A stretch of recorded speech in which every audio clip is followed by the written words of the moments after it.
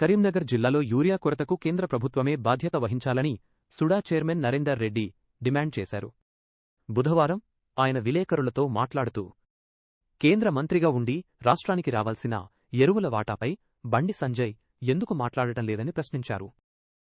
రైతులకు సమాధానం చెప్పాల్సిన బాధ్యత ఆయనపై లేదా అని నిలదీశారు. విలువల గురించి ఎమ్మెల్యే గంగుల కమలాకర్ మాట్లాడటం హాస్యాస్పదమని వారిద్దరి తీరు ప్రజాస్వామ్యానికే గొడ్డలిపెట్టు అని మండిపడ్డారు. ఇప్పటికైనా రాజకీయ విమర్శలు మానుకొని రైతుల సమస్యలపై దృష్టి పెట్టాలని హితవు పలికారు. ఎందుకు మీరు కేంద్రం నుంచి రాష్ట్రానికి రావాల్సినటువంటి వాటా విషయంలో మీకు మాట్లాడే దమ్ము లేదు? మీరు ఒక ప్రణాళిక ప్రకారంగా రాష్ట్ర ప్రభుత్వాన్ని రైతులను ఇబ్బంది పెట్టే కార్యక్రమంలో మీరే స్వయంగా ఇదంతా చేసి మళ్ళీ మాట్లాడడం అనేది సిగ్గుచేటం చెప్తా ఉన్నాం. ఇప్పటికైనా రైతుల పక్షాన మీకు ఓట్లు వేసినట్టు కూడా ఇక్కడ చాలా మంది రైతులు ఉన్నారు. మీరు ఎంపీగా గెలిచినామంటే మరి రైతులు ఓటేందుకు గెలవలేదు. కాబట్టి రైతుల పక్షాన ఏ విధంగా యూరియా కొరత లేకుండా చూడాల్సినటువంటి బాధ్యతను విస్మరించి రాష్ట్ర ప్రభుత్వాన్ని బదనాం చేసి ఏదో సింపతి కొట్టాలనేటువంటి మీ కుటిల ప్రయత్నాన్ని ప్రజలు తప్పకుండా గమనిస్తూ ఉన్నారు. ఇప్పటికైనా కూడా రైతుల పక్షాన పనిచేయడం నేర్చుకోమని, ప్రజల పక్షాన పనిచేయడం చూసుకోమని బండి సంజయ్ గారికి చెప్తా ఉన్నాం. మరి ఇక్కడ అభివృద్ధి విషయంలో ఏందో ప్రజలందరికీ తెలుసు, ఏదో స్పష్టంగా కనిపిస్తూ ఉంది.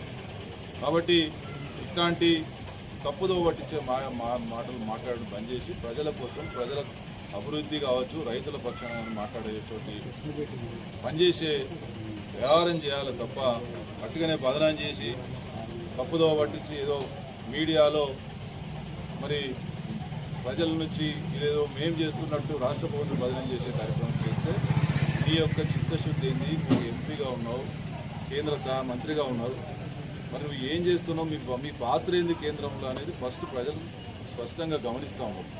కానీ తప్పుదో పట్టిస్తా అంటే నడవదు.